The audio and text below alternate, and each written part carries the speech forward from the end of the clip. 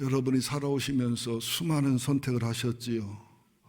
부모님은 내가 선택하는 게 아니고 하나님이 선택해서 주시는 거지만 배우자, 그죠? 배우자, 또 교회, 학교, 수없는 선택이 모여서 오늘의 내 모습이 됐다는 사실이죠.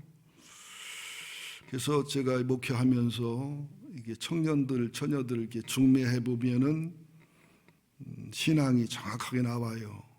어떤 여자를 선택하고 어떤 남자를 선택하느냐. 그리고 성도들의 삶 속에서도 그 선택할 때 보면은 아브라함 같은 믿음의 선택이냐, 롯 같은 야망의 선택이냐가 달라짐을 볼 수가 있습니다. 하나님과 동행하는 사람들, 하나님과 연합된 사람들은 하나님의 희노애락과 일치하는 동시에 하나님의 선택과 일치해요. 찬송가 내용이 있죠. 나의 품은 뜻 주의 뜻같이 되게 하여 주옵소서. 오늘 여러분의 선택이 주님의 희노애락과 주님의 뜻과 일치하시기를 예수 이름으로 축원드립니다. 말씀이 13절까지지만 간단하게 말씀을 드리도록 하겠습니다. 우선 여기 16장 1절부터 5절까지 보면 하나님께서 사울을 버리시고 이세 아들 중에 하나들을 왕으로 세우시고 이런 말씀이 나와요. 우선 16절에 보면 여호와께서 사무엘에게 이르시되 내가 이미 사울을 버려 이스라엘 왕이 되지 못하게 하였거늘. 버렸다는 말을 여러분 어떻게 이해하시냐 하면 보통 사울을 버려서 지옥 간다는 소리로구나, 사울은 하나님 손 뗐구나, 이렇게 이해를 하시는 경향이 있는데 그런 뜻이 아닙니다. 사울을 버렸다는 것은 왕으로서의 포지션은 있지만 기름 부음이 없다는 거예요. 우리가 삶을 살아갈 때 아버지로서의 기름 부음, 어머니로서의 기름 부음, 어떤 하나님의 직분과 삶에 있어 성령님이 동행하시고 성령님이 역사하시고 기름 부음이 없다는 것은 포지션은 있지만 주님이 함께하고 책임져 주는 것은 아니라는 거죠. 하나님의 버리심을 굉장히 두려워해야 됩니다.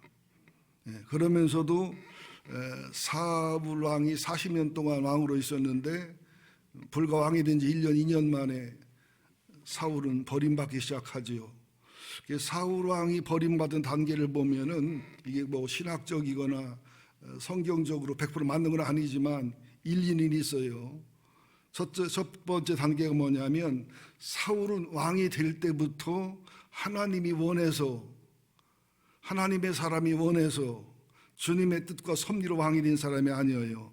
하나님도 분노하시고 하나님의 사람도 싫어하시는데 불구하고 왕들이 억지로, 백성들이 억지로 요구한 왕이에요. 출발부터. 그래서 이 버림받음이 전제되어 있는 왕입니다. 그래서 이것은 약간 알레고리적인 그런 해석이 될 수도 있겠습니다만은 그 기름부어 왕으로 세울 때 사무엘이 사울에게는 기름병에다가 다윗에게는 기름불에다가, 내가 좀 지나치게 좀 알레고리 할까봐 조심스러워 원어를 쭉 찾아 연구해 보니까 병은 깨지는 거고 뿔은 깨지지 않는 거고, 병은 인간적인 거고 뿔은 하나님적인 것이라고 하는 그런 일반적인 그 해석이 있더라고요. 그러니까 다윗은 하나님이 원해서 하나님의 때 하나님 방법으로 세운 왕이란 말이죠. 나는 이번에도 제가 7대입니다. 목사님이 확정되신 8대입니다. 이 일이 기름병으로 붓는 기름 부음이 아니라 기름불에 부음받는 기름 부음이 되기를 예수 이름으로 축원드립니다. 그래서 첫 번째 단계고, 두 번째 단계는 뭐냐? 사울은 하나님 말씀을 굉장히 경홀히 여겼어요. 하나님께 묻지도 않았어요. 하나님의 자리에 항상 자신의 자아가 있었지요. 세 번째 단계는 국가적 영웅인 다윗, 사의인 다윗을 죽이려고 애썼어요. 또 85명의 제사장들을 죽였어요. 또 사무엘이 더디 온다고 제사를 마음대로 드렸어요. 아말렉과 전투 후에 다 멸하라는 영적인 교훈을 버리고서 욕심을 부렸어요. 마지막 4단계는 뭐냐? 절대 회개를 모르는 사람입니다. 회개한 것처럼 반성은 하지만 진짜 회개를 열매를 맺지 않는 사람이고요. 또 점치는 여인에게 가서 자기의 운명을 물어보고 점치는 여인을 통해서 사단이 포장된 사매를 불러올리는 이런 망령된 짓을 하면서도 40년 왕으로서 했어요. 이것은 뭐냐? 하나님은 왕으로서 버림받았어도 왕을 버리게 하고 왕으로서의 버림받음 속에서라도 인간으로 한 영혼으로 구원받기 원하시는 하나님의 사랑이다. 버림받음에도 사랑이 있고 다윗을 선택하고 나서도 15년의 연단을 받고 왕이 되고 나서도 7년을 거쳐서 20년이 지난 다음에 이스라엘 온전한 왕이 되는 것처럼 하나님은 버림받은 가정이나 세우는 가정이나 다 사랑과 은혜와 섭리와 하나님의 거룩한 뜻 속에 진행된다는 사실이죠. 그래서 저는 목회를 하면 할수록 나이를 먹으면 먹을수록 하나님 앞에 부끄러운 것밖에 없고 하나님의 은혜와 하나님의 사랑, 하나님의 용서가 얼마나 무궁무진한지 모르겠어요. 저는 젊어서 만입이 내게 있으면 그 입 다 가지고 주님을 찬송한다고 할 때 약간 좀 중국 소설책을 보는 느낌이었어요. 만입 있으면 하나는 말하고 하나는 먹고 그래야지 주님 찬송만 하느냐고. 기독교인이 제일 뻥이 심하다고 생각했었어요. 또 하늘을 두루마리 삼고 바다를 먹물 삼고 기록모도 한다. 심해도 참 심하다 그랬어요. 근데 보니까 아무리 말을 잘하고 표현력이 좋은 목사님도 하나님의 사랑을 표현할 길이 없어요. 아무리 지옥을 얘기하고 아무리 하나님의 저주의 무서움을 얘기해도 인간의 언어는 표현이 안 되는 거예요. 천국도 상상 이상의 것이고 지옥도 상상 이상의 것이고 모든 영적인 세계는 상상 이상의 것이라는 비밀을 아시기를 예수 이름으로 축원드립니다. 자, 그러면서 여기 16장 1절 하반절에 보면 내가 너를 베들레헴 사람 이세에게 보내리니 이는 내가 그의 아들 중에서 한 왕을 보았느니 하시니라. 이세의 8명의 아들 중에서 누구야? 그럼 얼마나 좋아요. 근데 한 왕을 보았다. 그래서 한 왕을 내가 선택했다는 뜻인데 이러면은 8명의 왕이 다 8명의 아들들이 가슴 설레지 않겠어요? 그 일하는 사무엘도 애매하지 않겠어요? 근데 여기서 하나 비밀을 알아야 됩니다. 하나님의 일을 할 때 순종한 만큼 내가 알아야 될 만큼 그만큼 알게 하시지 완전히 다 이해하고 알게 해서 일하시는 하나님이 아니라는 거예요. 우리는 다 이해하지 않으면 순종하지 않아요. 다 설명이 되지 않으면 협조 안 해요. 이것은 여러분들 신앙이지만 불신앙이 포함된 겁니다. 여러분들 죽는 날을 아시는 게 좋을 것 같아요? 죽는 날을 모르고 사는 게 좋을 것 같아요? 예? 몇 년도에 죽는다, 며칠 날 죽는다, 교통사고 날 죽는다 그러면요 죽기 전부터 미리 죽어.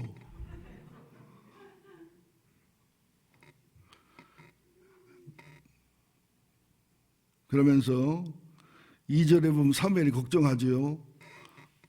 지금 사울과 사무엘은요 서로가 두려운 존재예요. 이게 가장 영적으로 안 좋은 상태인데요.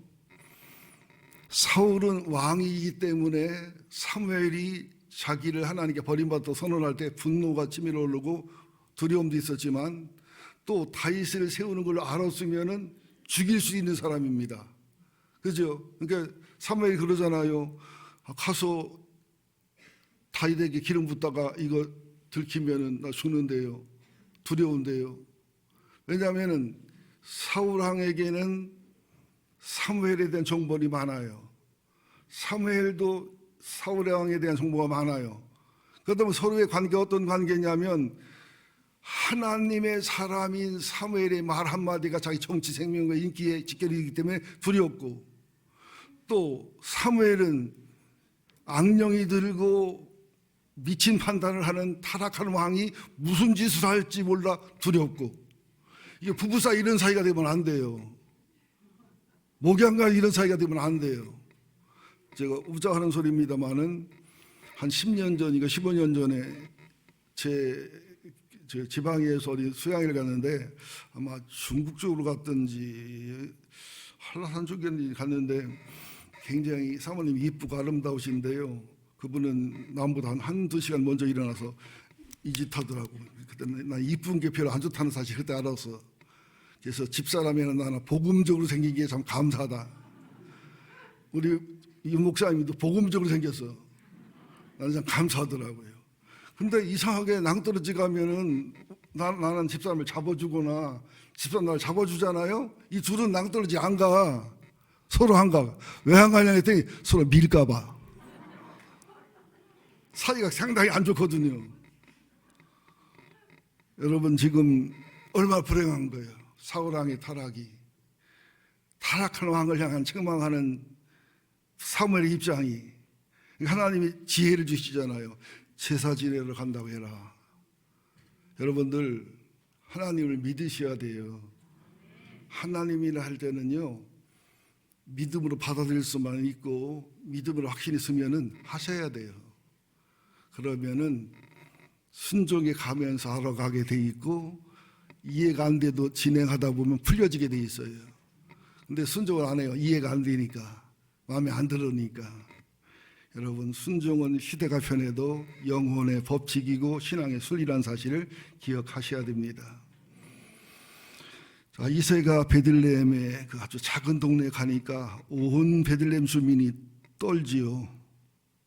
대선지자, 그죠? 왕을 세운 사무엘이 오니까 평강을 해 오셨냐, 책망을 오셨냐, 전쟁을 이어가러 오셨냐 두렵 떨 때에 내가 제사 드리러 왔다. 이렇게 하니까 잠잠하고 사울도 별 신경을 안 쓰지요.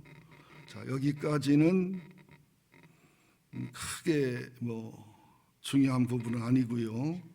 이제 두 번째 6절부터 이 부분이 굉장히 중요합니다. 자, 6절부터 11절이 중요한데 6절 한번 보겠습니다. 시작. 그들이 오매 사무엘이 엘리압을 보고 마음에 이르기를 여호와의 기름 부음 받으실 자가 과연 주님 앞에 있도다 하였더니 여호와께서 사무엘에게 이르시되 그의 용모와 키를 보지 말라. 내가 이미 그를 버렸노라. 내가 보는 것과 겉은 사람과 같지 아니하니 사람은 외모를 보거니와 나 여호와는 중심을 보느니라 하시더라. 잘 아는 성경인데 잘 모르지 우리들이 내용을. 무슨 말이냐면 8명의 아들 중에서 7명만 앞에 와 있어요. 이게 제사 드린다고 하면서 식사에 초대받은 것처럼 와 있는 거예요. 근데 막내 아들 다윗은 이게 여기 성경을 잘 연구해 보면은 또 아들 7이 하나님이 아니라네 또 있냐 그랬더니 막내가 있긴 있는데요. 그게 무슨 말이냐면 언감생심. 예? 걔가 이 자리에 올 이유가 없는 아이인데요. 또 다윗도 역시 언감생심도 언감생심이지만은 왕에 별 관심이 없어요. 그리고 자기가 목자로서 아버지 충신하는 이런 데 관심이 있고 그에 충성하지 왕이 되고 안 되고는 엘리야만 가슴이 떨리고 그리고 둘째가 누구지요? 아비나답, 삼마 이런 이름이 기록된 아들들은 20세가 넘어서 장정으로 군대에 간 사람들이에요. 그러니까 기호 1번, 2번, 3번은 가슴이 두근거리고 막 그냥 심장이 뛰고 사무엘의 말 한마디면 왕이 되는 거니까. 근데 넷째부터는, 다섯째부터는, 여섯째부터는, 일곱째부터는, 여덟째부터는 가망이 없어요. 여러분 대통령 선거할 때 기호 7번이 되는 거 봤어요? 그러니까 엘리압은 심장이 터지게 흥분해요. 왜냐하면 당시에 굉장히 그 외모도 사울 이상 출중했고 또 당시에 그 인격이나 인품이나 됨됨이나 그리고 여러분 사무엘이 엘리압을 보고 감동받았다는 얘기는 단순히 외모가 커서 외모가 아름다워서만이 아니에요. 설명을 잘 들어보세요. 이 고대의 왕들은 직접 전투하는 일이 왕이 힘이 좋아야 돼요. 팔도 길어야 되고 전쟁을 잘해야 됩니다. 그래서 예무가 굉장히 중요해요. 그런데 여기서 사무엘이 보고 감동했다는 것은 그런 것도 봤지만 이미 사울에게 질려버려 있는 상황이기 때문에 이 원어를 이렇게 연결해 보니까 사울의 눈빛하고 다른 엘리압의 선한 눈길을 받아 이런 뜻이에요. 인간은 사람을 봐도 깨끗해야 눈빛 정도로 알아요. 눈빛이 살짝 변하던데, 눈꼬리가 치어 올라가더라고, 피부가 어떻더라고, 여기까지 한계예요. 고린도전서 2장에 있지요. 사람의 영은 사람 자신이 알지만은 하나님의 영이 내게 감동해서 봐야 사람의 영을 보이지 사람으로서는 사람을 알 수 없다는 거죠. 정치인들이 제일 힘든 게 뭐냐면 사람의 중심을 아는 거거든요. 이게 사람의 한계지요. 그때 하나님 뭐라고 말하느냐? 용무와 키를 보지 말아라. 용무와 키를 고대 사이에는 볼 수밖에 없는 상황이었지요. 내가 이미 그를 버렸다. 이 버렸다는 말은 영혼을 버렸다, 구원을 버렸다는 게 아니라 내가 이미 과거형으로 써 있어요. 이미 그의 평생을 지켜봤고 지금 삶을 지켜보지만 사람들은 왕이라고 하지만 사람들은 왕이라고 내게는 아니다, 이런 뜻이에요. 그 다음에 이제 아비나답 산마가 지나가도 아니고, 그 다음에 기호 4번, 기호 5번, 기호 6번, 기호 7번 지나가도 없어요. 그러니까 사무엘이 아들 8인 걸 잘 몰랐을 상황이니까 아들 또 오느냐고 물어볼 때에 뭐라고 말해요? 아버지가? 잘 보세요, 여러분들. 사람의 생각과 하나님의 생각이 얼마나 다른지. 11절 봅니다. 시작. 또 사무엘이 이새에게 이르되 내 아들들이 다 여기 있느냐? 이새가 이르되 아직 막내가 남았는데 그는 양을 지키나이다. 여기 무슨 느낌이 들어요? 막내가 있긴 있는데요, 언강생심 후보감 아닌데요, 그런 마음이 들어있는 거예요. 그리고 본인도 별로 올라가 안 하고요. 여기서 중요한 게 뭐냐?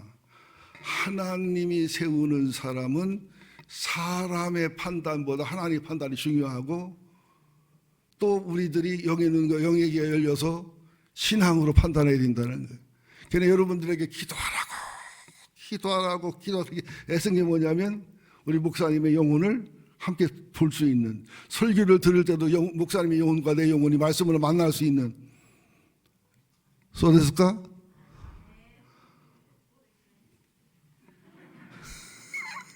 잘 아시냐고.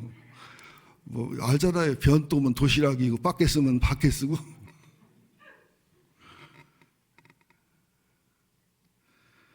자, 그러면서 사무엘이 뭐라고 말합니까? 사무엘이 이새에게 이르되 사람을 보내어 그를 데려오라. 그가 여기 오기까지는 우리가 식사 자리에 앉지 아니하겠노라. 사무엘이 열심히죠. 아브라함의 늙은 종도 이삭의 아내 리브가를 구하러 갈 때 이걸 확실히 매듭지지 않으면 밥을 안 먹겠다. 또 예수님도 수가성 여인의 마을에 갔을 때에 제자들은 떡 싸우고 밥 싸우고 먹는 데 신경 쓰지만은 그 여인을 구원하고 여인을 치유하는 일에 애쓰면서 밥을 먹었다. 내 밥은 뭐냐? 한 여인을 구원하고 치료하는 이게 내 밥이지 육신의 밥이 아니다. 여러분, 월드컵 축구를 할 때 우리나라가 말도 안 되지만 말로 해봅시다. 결승전에 올라갔어. 독일이라고 하는데 2대0으로 이기고 있어. 그때 아내가 밥 먹자고 하면 밥을 먹게 돼. 소리가 벌쩍 벌어나와.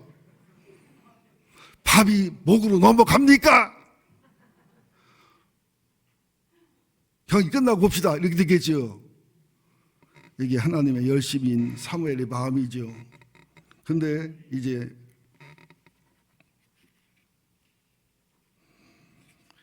역대상 2장 13절 17절을 보면 아들이 7명이 기록되어 있고 딸이 둘이 기록되어 있는데, 사무엘상 16장에는 아들이 8이라고 되어 있는데요. 이게 아마 필사자 오류라기보다는 아마 중간에 아들 하나가 좀 가출을 했던지 아마 질병으로 죽었다고 보는 게 더 옳을 것 같습니다. 그렇게 보셔야 되죠. 근데 이제 마지막 세 번째 12절부터 13절 보고 마무리하겠습니다. 12절 시작. 이에 사람을 보내어 그를 데려오매 그의 빛이 붉고 눈이 빼어나고 얼굴이 아름답더라. 여호와께서 이르시되 이가 크니 일어나 기름을 부으라 하시는지라. 사무엘이 기름 불병을 가져다가 그의 형제 중에 그에게 부었더니 이날 이후로 다윗이 여호와의 영에게 크게 감동되니라. 사무엘이 떠나서 라마로 가니라.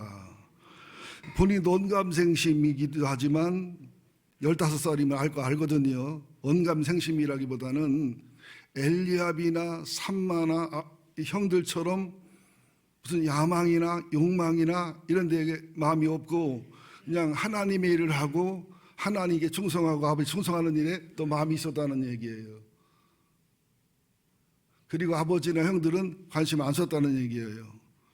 그러니까 하나님의 일은 누가 하느냐? 여러분 잘 들으셔야 됩니다. 하나님을 가장 사랑하는 사람, 하나님과 가장 친밀한 사람, 하나님을 가장 최우선에 두는 사람. 제가 목회 중에 실수가 많지요. 여러분에게 상처도 많이 드리고 실망도 많이 드리고 또 몸이 불편하면서 신방도 사랑도 못 해드려서 죄송한 말이 많이 있는데 딱 하나 바르게 한 게 있어요. 매번 교회를 옮기는 동안에 단 한 번도 인간의 수단과 방법을 쓰지 않았고 순수하겠다는 거. 그리고 이번에도